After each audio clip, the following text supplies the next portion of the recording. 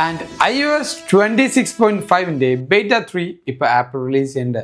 ഈ ഒരു അപ്ഡേറ്റ് എൻ്റെ ഡിവൈസിൽ വന്നിരിക്കുന്നത് ഏകദേശം 2.86 GB ഐഫോൺ 11-ൽ വന്നിരിക്കുന്നത്. മിക്കവാറും എല്ലാ ഡിവൈസിലും അപ് ടു 3 GB വരെ ഈ ഒരു അപ്ഡേറ്റ് സൈസ് പോകാനുള്ള ചാൻസ് ഉണ്ട്.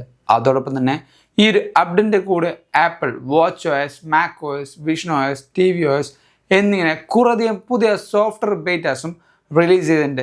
ഈ ഒരു വീഡിയോയിൽ നമുക്ക് iOSനെ ഫോക്കസ് ചെയ്ത് സംസാരിക്കാം. ഇതേപോലെ ആപ്പിൾ റിലേറ്റഡ് ആയിട്ട് എല്ലാ കാര്യങ്ങളും നിങ്ങൾക്ക് അറിയണമെങ്കിൽ ഇപ്പം തന്നെ നമ്മുടെ ചാനൽ സബ്സ്ക്രൈബ് ചെയ്യുക. ഇൻസ്റ്റാഗ്രാമിൽ നിങ്ങൾ ഫോളോ ചെയ്യണമെങ്കിൽ ഇതേപോലെ കിടിലം വാൾപേപ്പേഴ്സും നിങ്ങൾക്ക് അവിടുന്ന് ഡൗൺലോഡ് ചെയ്യാവുന്നതാണ് ഫ്രീ ആയിട്ട്. So this is your saviour. Welcome back to എവിക്ക. ഏറ്റവും ആദ്യം ഈ ഒരു അപ്ഡേറ്റിൻ്റെ ബിൽ നമ്പർ സ്റ്റാർട്ട് ചെയ്യാം. നേരെ സെറ്റിങ്സ് എടുക്കാം. അവിടെ ജനറൽ സോഫ്റ്റ്വെയർ അപ്ഡേറ്റ് ക്ലിക്ക് ചെയ്യുക. നമുക്കിവിടെ കാണാവുന്ന പോലെ മോർ ഡീറ്റെയിൽസിൽ ക്ലിക്ക് ചെയ്യുമ്പോൾ സോഫ്റ്റ്വെയറിൻ്റെ ഫുൾ ഡീറ്റെയിൽസ് ഉണ്ടാവും. അവിടെ ഒന്നുകൂടെ ടാപ്പ് ചെയ്യാം. iOS 26.5 23F5059E എന്നാണ് ഈ ഒരു അപ്ഡേറ്റിൻ്റെ ബിൽ നമ്പർ വരുന്നത്. മേ ബി ഒരു ബേറ്റയോ അല്ലെങ്കിൽ അടുത്തത് RC ആവാനാണ് ചാൻസ് ഉള്ളത്. ആ കംപ്ലീറ്റ് ഡീറ്റെയിൽസ് നമുക്ക് അവസാനം പറയാം. ആൻഡ് ഈ ഒരു അപ്ഡേറ്റിൽ നിങ്ങൾക്ക് എന്താണ് മാറ്റം വരുന്നത് വെച്ചാൽ സത്യം പറഞ്ഞാൽ യാതൊരു മാറ്റവും ആപ്പിൾ ഈ ഒരു അപ്ഡേറ്റിൽ പുതിയ ഫീച്ചേഴ്സായിട്ട് കൊണ്ടുവന്നിട്ടില്ല. ആക്ച്വലി ഈ ഒരു അപ്ഡേറ്റിൽ കൊണ്ടുവന്നിരിക്കുന്നത് ബഗ് ഫിക്സും അതോടൊപ്പം തന്നെ പെർഫോമൻസ് ഇമ്പ്രൂവ്മെൻറ്റുമാണ്. ഏറ്റവും ആദ്യത്തെ ഇമ്പ്രൂവ്മെൻ്റ് എന്ന് പറയുന്നത് നിങ്ങൾക്ക് കഴിഞ്ഞ ബേറ്റിലുണ്ടായ ഫ്രെയിം റേറ്റിൻ്റെ ആ ഡ്രോപ്പ് ഈ ഒരു അപ്ഡേറ്റിൽ ആപ്പിൾ റിസോൾവ് ചെയ്തിട്ടുണ്ട്. കഴിഞ്ഞ അപ്ഡേറ്റിൽ നമുക്ക് ഇതേപോലെ ഹോം സ്ക്രീനിലേക്ക് പോകുമ്പോൾ ഈ ഒരു ഫ്രെയിം റേറ്റ് കറക്റ്റായിട്ട് ആക്സസ് ചെയ്യുന്നുണ്ടായിരുന്നില്ല. നിങ്ങൾക്ക് നോക്കുമ്പോൾ മനസ്സിലാവും ഇപ്പോൾ സ്മൂത്തായിട്ട് പോകുന്നുണ്ട്.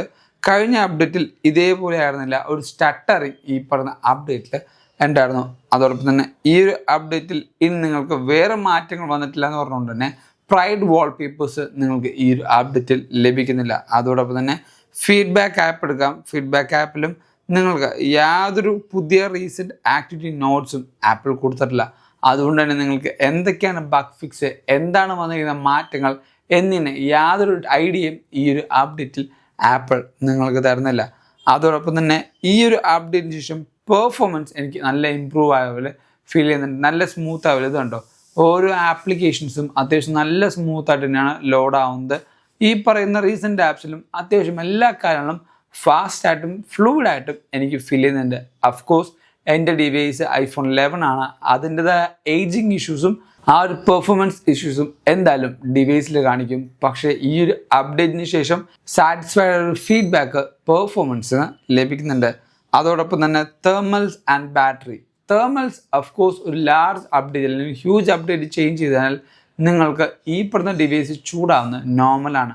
അല്ലാത്ത പക്ഷം നിങ്ങളിപ്പോൾ ഇൻസ്റ്റഗ്രാം നോക്കുകയാണ്, വാട്സാപ്പിൽ എന്തെങ്കിലും മെസ്സേജ് അയക്കുകയാണ്, യൂട്യൂബിൽ വീഡിയോ കാണുകയാണ് എന്നിങ്ങനെയുള്ള നോർമൽ സിനാരിയോയിലും ഡിവൈസ് ചൂടാവുന്നുണ്ടെങ്കിൽ അത് ഒരു ബഗ് ആയിരിക്കാം. സോ മേക്ക് ഷുവർ നിങ്ങളുടെ എല്ലാ ആപ്ലിക്കേഷൻസും ആപ്പ് സ്റ്റോറിൽ അപ് ടു ഡേറ്റ് ആണെന്ന് ഉറപ്പുവരുത്തുക. കാരണം സോഫ്റ്റ്വെയറും അപ് ടു ഡേറ്റ് അല്ലെങ്കിൽ ഒപ്റ്റിമൈസ്ഡ് ആയിട്ടുള്ള ആ ഒരു എഫിഷ്യൻസിയും അതോടൊപ്പം പെർഫോമൻസും നമുക്ക് ലഭിക്കില്ല.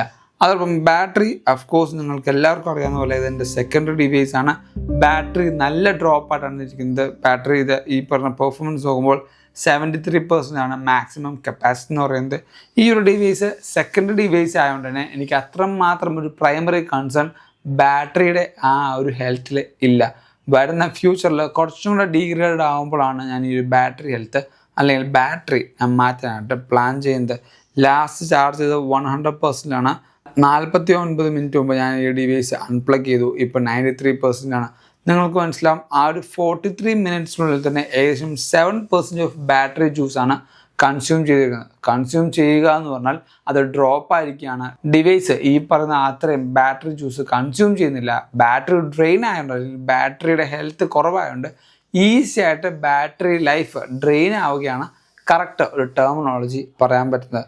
അതോടൊപ്പം ഇനി വരാൻ പോകുന്ന അപ്ഡേറ്റ്സും അതോടൊപ്പം ഫീച്ചേഴ്സും എന്നൊക്കെയായിരിക്കും, ഏതൊക്കെ ദിവസം എനിക്ക് വരാൻ പോകുന്നത് വെച്ചാൽ നമ്മുടെ അടുത്ത അപ്ഡേറ്റ് iOS 26.5-ൻ്റെ അടുത്ത ബേറ്റയോ അല്ലെങ്കിൽ അടുത്തത് ഡയറക്റ്റായിട്ട് RC ആണെങ്കിൽ നെക്സ്റ്റ് വീക്ക് നമുക്ക് റിലീസാവും.